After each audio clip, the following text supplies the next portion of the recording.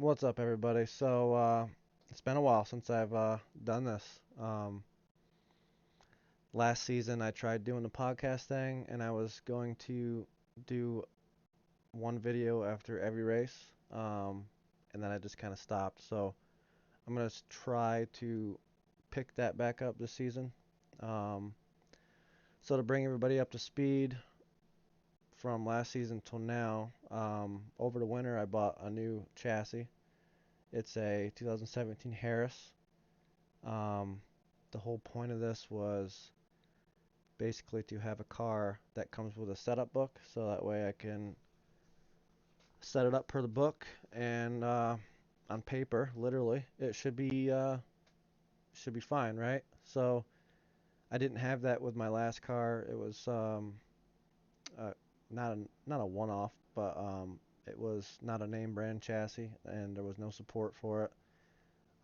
It was a metric clip on it, and that kind of threw everything off because most people run Chevelles. Um, and I just got kind of tired of winging it, and so I made some sacrifices and I bought a Harris chassis.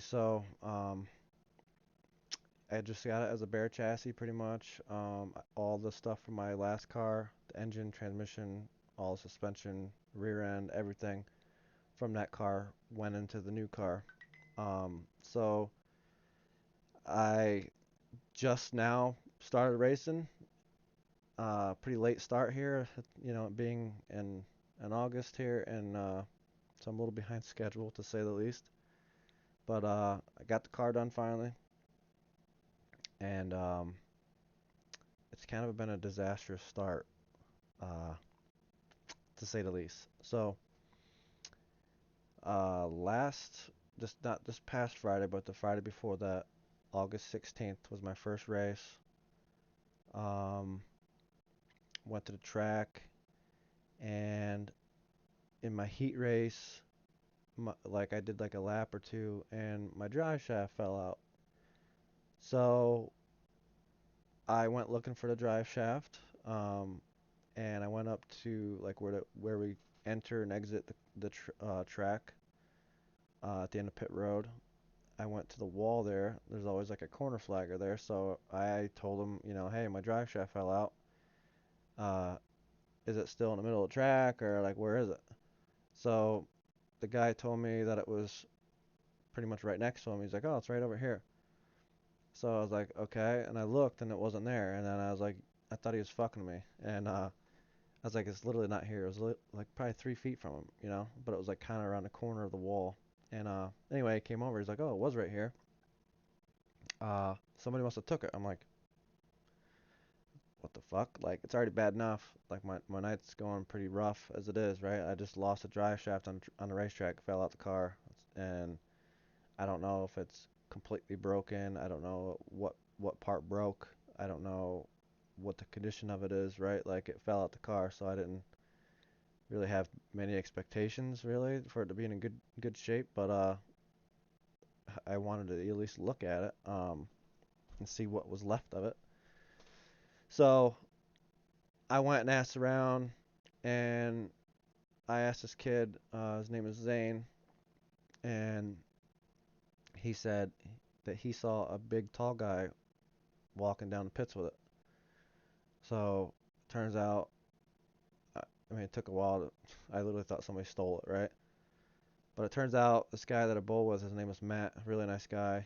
He uh, he grabbed it for me, and it just the timing worked out where he was trying to do me a solid and take it to me when I was on my way up to get it, and we just kind of missed each other in the pits there. So anyway, I got the drive shaft back, and I was looking at it and trying to figure out like what caused it to fall out, and it literally just looked like the nuts for the U-bolts weren't tight. Um, so I lost one of the caps for the U-joint. One was still in, like the U-bolts and everything were still in there, and one of the caps was still on the rear end on the pinion. So um, luckily I took um, U-joint caps with me to the track, and I was able to piece it back together.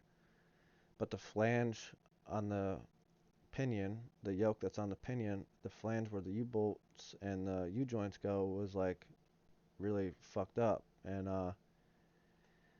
one of the notches for it that keeps it centered was snapped off of the yoke, and I literally didn't really expect it to last long. I thought maybe a lap or two and it would break. But if you don't take the green flag in a feature, you don't get paid, right? So that was like my whole thing. At least I wanted to take the green flag so I got money. And so we put it back together. I cranked the hell out of the U-bolts. And initially I was just going to run a lap or two and then come off the track. But I got out there and I was just kind of riding around for a lap or two. There was an early yellow. Um, but once I was out there, I was like, well, fuck it. I'm just going to go until I can't go no more. Um, and that's what I did. But so there was a early yellow flag, like the first turn, first lap, and I was just kind of riding around. But the car wasn't great. And then later on, I found out why. But it was fun in the moment and all that, and I was pretty happy for most part. It was a good night. It was Camber was there, watched me. Her mom Allie went to the track, and she was in the pits with us pretty much the whole time. Her and Camber, and Camber loves that stuff, right? So like it was cool um, to have her there for it the entire time. And yeah, so load the car up.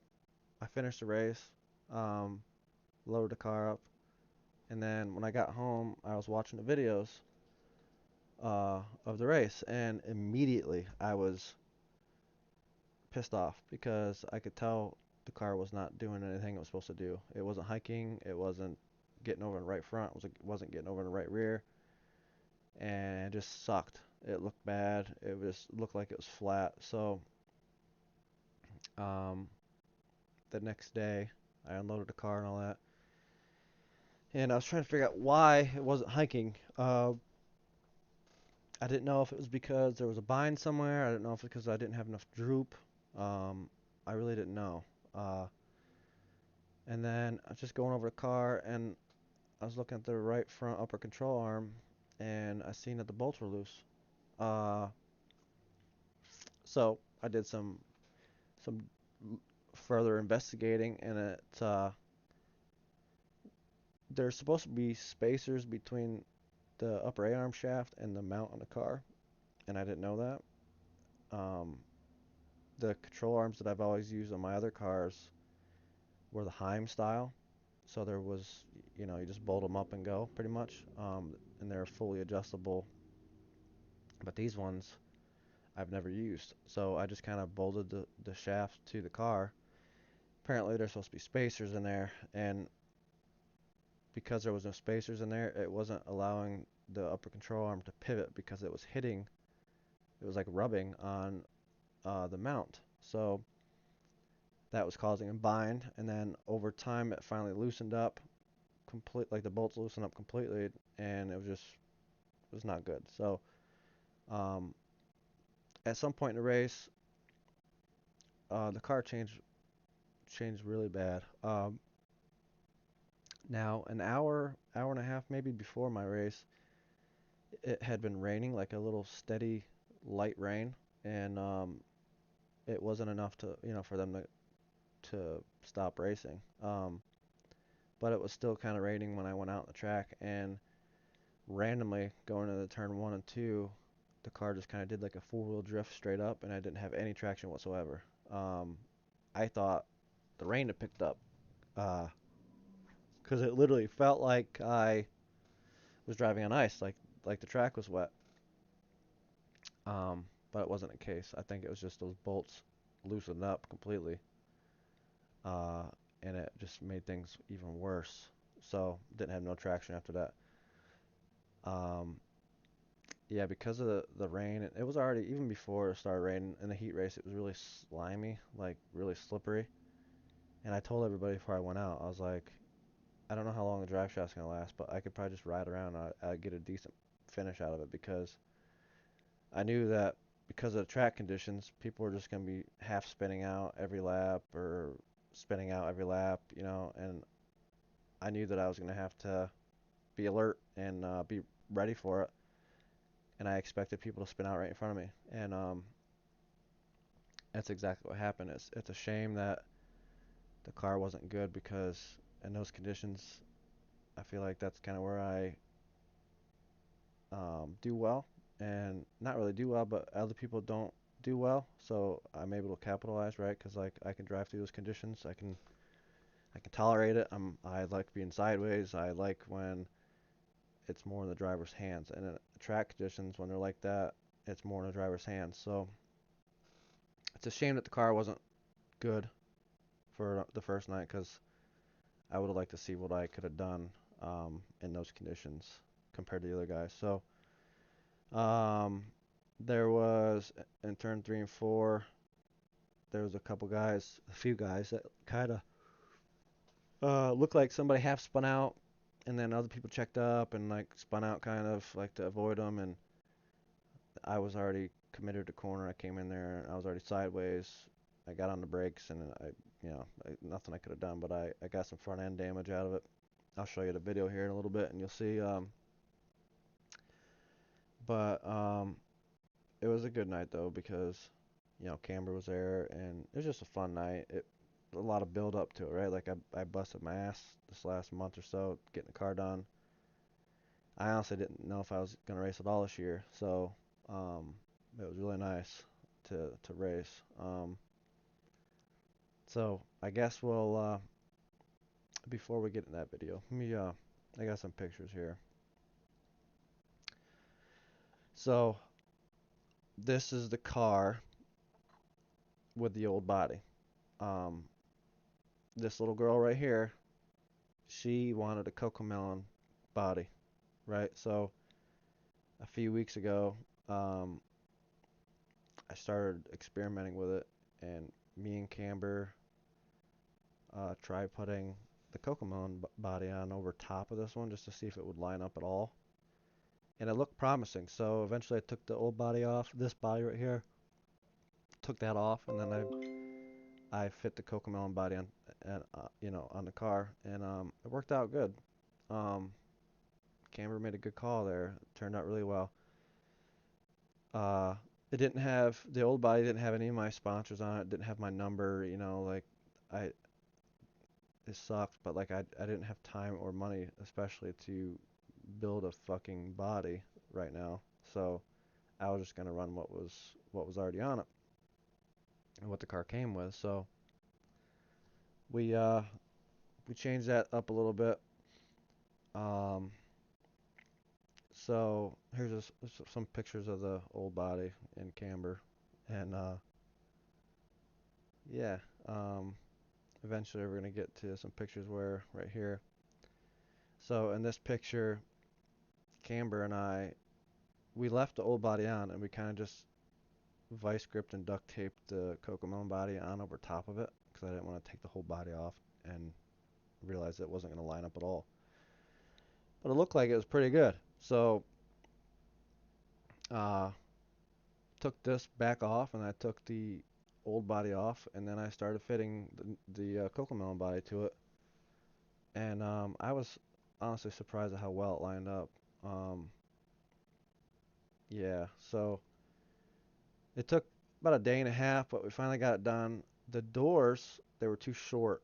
Um, right here, under these stickers right here, is where the end of the door was. So I added a piece of sheet metal all the way across, and then I put my rocker panels on underneath it. Actually, I think I got to go back up a little bit because I think I'm too low now. But I had to do the same on the quarter panel. The passenger side, I didn't have to do nothing with really. Um, Everything was fine. But for some reason on the driver's side, it was just really the doors are in the quarter panel really short. So had to make them a little bit longer. But yeah, the car, it turned out really well. I put some vinyl here to kind of, follow the graphics here a little bit. I had just enough left over to add to it. Um, and then the back here, like the piece I added in the back, that's really just blue duct tape, teal duct tape or whatever this teal is. And you can't even tell from a distance. But yeah, car turned out really good. Looks really good.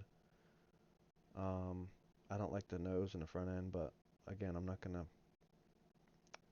build a body right now at this point in a year. It's maybe over this winter I'll probably definitely do something like that. But yeah. So that was what we did to get the car done, and um, first night kind of sucked, but it was fun. Right here is the upper control arm bolts. So there's another picture here that shows it better, but you can see the bolts backed out, like they loosened up, and there's a gap here between the shaft and the upper control arm mount in the car. That's how I came off the track. Um, and then I got another picture here somewhere of the upper control arms where you could see where it was rubbing better. So right here, this piece right here is supposed to pivot, right? And it wasn't able to do that because it was hitting the mount right here. So I put some washers in there. I ordered some spacers, some actual spacers. They're supposed to be here tomorrow. But in the meantime, I just used spacers and then checked my camber and stuff. But yeah, it wasn't allowing it to pivot, so it was binding, which was preventing it from getting over the right front. So um, that's that. Camber, she loves taking the body bolts out, and some of them have like a screwdriver head on it, and some of them have like a 7/16 socket head on them. And she's a pro now with the flathead screwdriver and with the impact with the socket on it. She loves taking the body on and off. But what else did I have here before I get too far ahead? Camber playing in the gear wheel. So I guess we'll pause this. We'll come back to the pictures. We'll go to um, the video from August 16th. So remember, the car was dog shit basically. Wasn't doing anything that you're supposed to do. And I was only gonna run like a lap or two initially, right? Like I was taking it easy because I didn't know how long the drive shaft was gonna last. I wanted to take the green flag to get money, and that was really the only goal. And then I just kind of stayed on the track, and I was able to complete the entire race. So turn one, first corner, first lap, pile up, right? Uh, so we had a restart. After a few laps, I started like, okay, I'm getting more confident. The drive shaft didn't fall out yet, and I started pushing it a little bit, a little bit, a little bit. Um, but the car just, the more I ran, the worse the car got. So you can see how it's not hiking up. Everybody else, like the left rear's coming up off, coming up off the tire, and my car's just kind of flat. It's not really doing nothing. It's not hiking or anything like that. It's not getting over in right front or right rear. So it was a handful. It was a workout trying to, I was sawing back and forth on the wheel the entire time because it just sucked. I had no grip, um, just nothing. Uh, yeah, we'll watch a couple laps here and at least watch until that wreck, that pile up that I got into.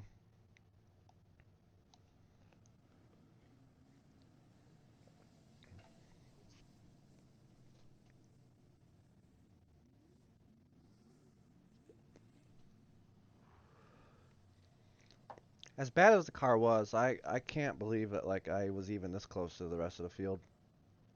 I should not have been anywhere near these guys with as bad as the car was. But I think the slippery conditions kind of allowed for that to happen. You'll see throughout this, like guys are just half spinning out in a corner, with cars that I'm assuming handle well, right? Like my car does not handle well. Here's that wreck. So a couple of guys get sideways, and I just have nowhere to go. We'll play it back here. It looked like Jake Ingham in the blue and white car was the first car to get a little sideways, and yeah, and then everybody else just nowhere to go, right? We all just kind of slowed up. I seen it before, like right as I entered, but like there's nothing I could do, like at some point I couldn't do nothing, especially with no grip. Like the car just kind of stayed sideways and just would not slow down. But yeah, I got some front end damage. The bumper was okay, but my front bumper went underneath the car that I hit, so it fucked the nose piece up and shit pretty bad. But uh, things kind of just went from bad to worse. Um, See, it's fascinating to me that I was even able to. The car was horrible. It was like I was driving a pure stock. The suspension wasn't moving or nothing. It was absolutely no grip. It's like I was drifting in a corner. Um, and then off the corner, no traction, no side by nothing, absolutely nothing, nowhere. So that's kind of how the race went. And then, so because of the track was like wet and stuff, and it was raining, it was usually all the racing I've done, I'd never really use that many tear offs because the track's always kind of dry, especially at this track.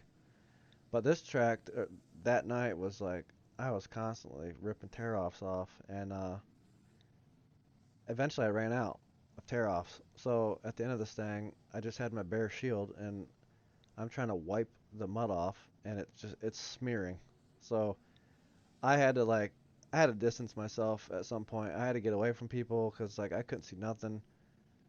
Um, I was half tempted to open my visor, but obviously that's not safe. Uh, but I just couldn't see. So at some point I just kind of backed off. I was like, all right, I can't do this, can't see.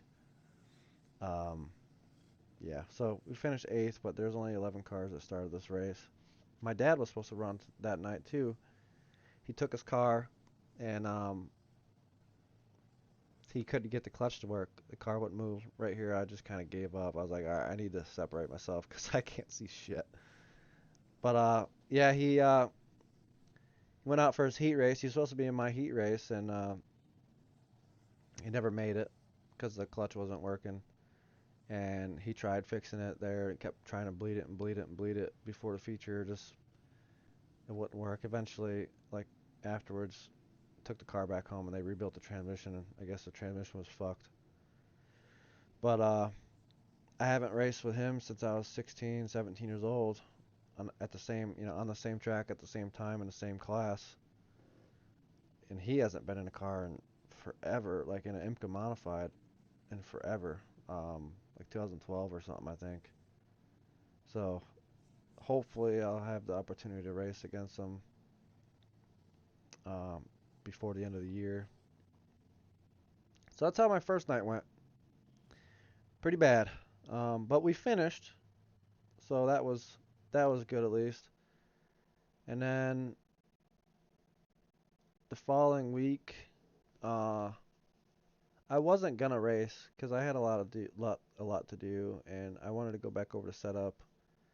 And then my daughter Daytona, she had cheerleading Friday, and I wanted to go to that.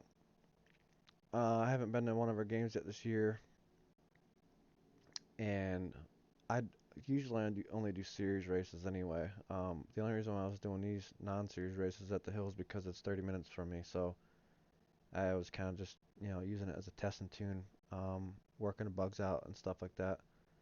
So I wasn't gonna go this past Friday on the 23rd, but um, I tried seeing if it was even possible to go to her game and then race, right?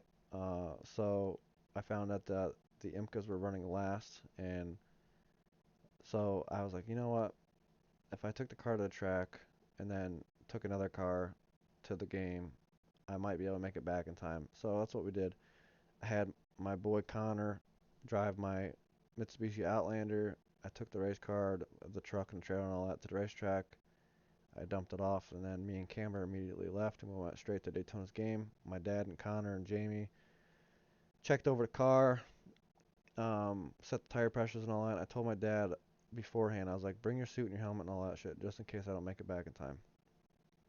So I went to the game, watched the whole game, and then Daytona came home with us, and then we took off, went to the track.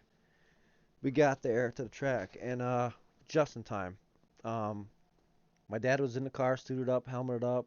Uh, they were about ready to call the IMCAs to the lineup. Well, they were already on the lineup when I got there, but they were getting ready to go out on the track. So I had just enough time to put my suit on, grab my gear, my helmet, and all that stuff, get buckled in, and fired up the car and went to the lineup. And as soon as I got up to the lineup, they were already calling us on the track. So didn't do the heat race or hot laps or nothing like that. You know, dumped the car off and left, and then didn't turn a lap or nothing like that until the feature. So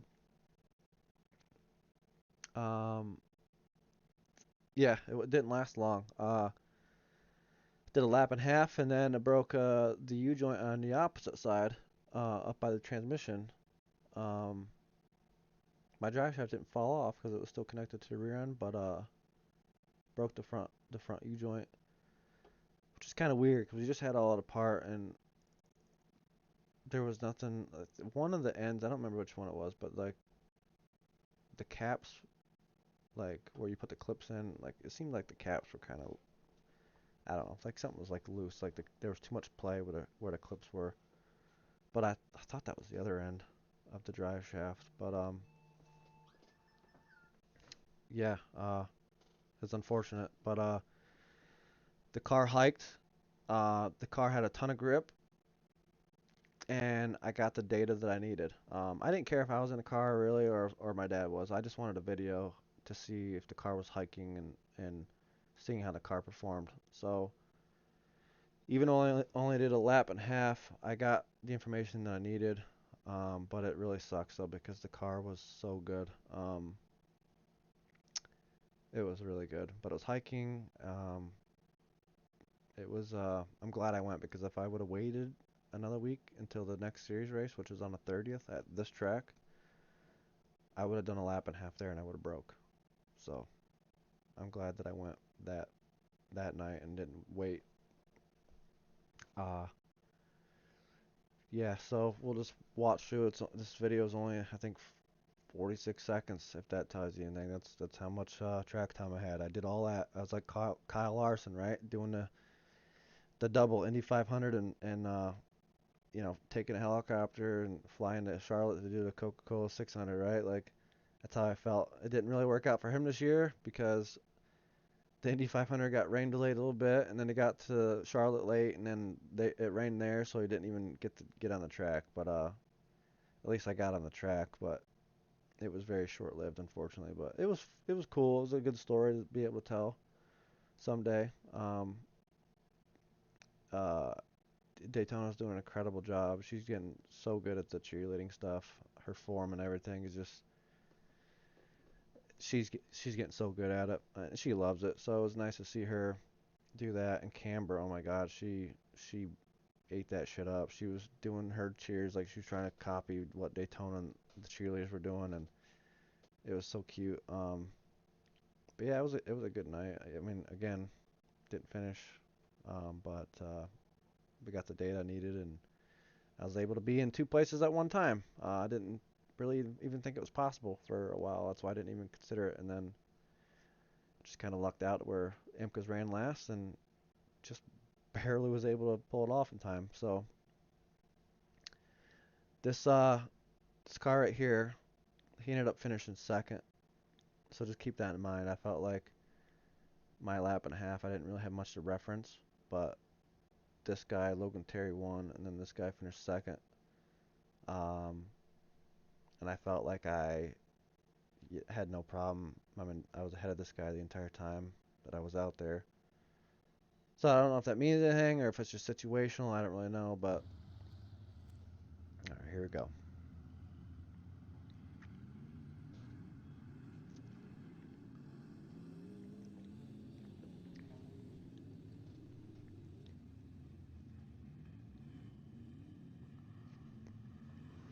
Right here, I'm just kind of stuck on the top and just kind of hanging out. I couldn't really go nowhere. It was, traffic in front of me. And right here, I throttled up.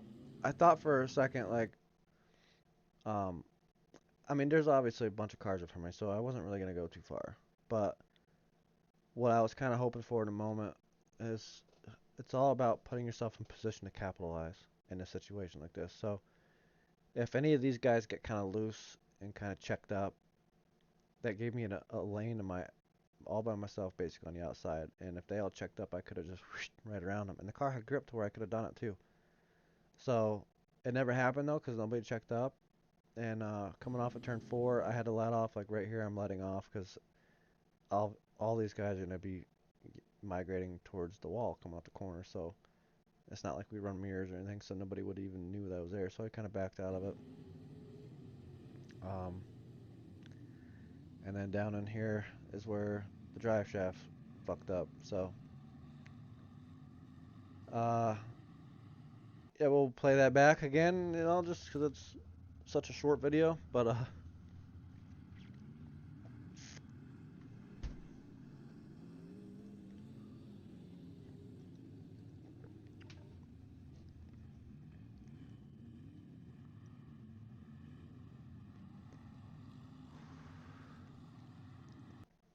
so it's hiking up, right? It's not as much as this guy. It's about the same as him, maybe even more than Logan Terry. And again, he won the race. Looks like Keith Jack's hiked up pretty good. Eddie Sides, some of these other guys, but it seems normal. It seems like compared to my, previous week. Let's see if I can find a spot quickly to show the hike or the lack of, I should say. Yeah, so you see how there's not much gap between a tire and a quarter panel.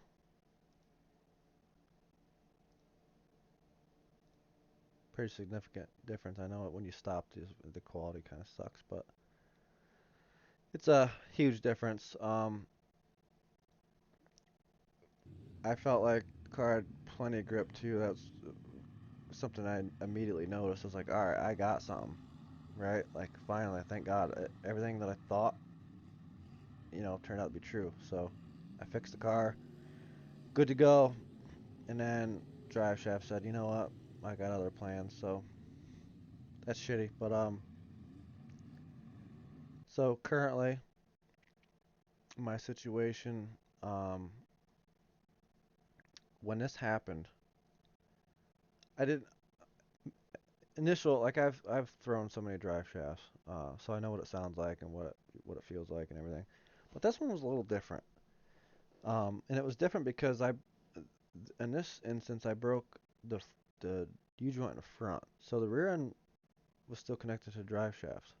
The front was not. So it made the normal noise and all that, but then it's usually when a drive shaft falls out or breaks or whatever, like it makes a noise and it just falls out and that's quiet again. Like it's not in the car no more, so it's not gonna make noise. This kept making noise and I was like, what the fuck? What is that? Like, so I kept trying to go a little bit and I kind of stopped and then I put it in gear and it started going again. I was like, that's weird. And then, yeah, that cuts out before it shows it. But I kind of come to a stop and I start going again in low gear and then it won't let me go anymore again. It was like completely disconnected finally. Um, but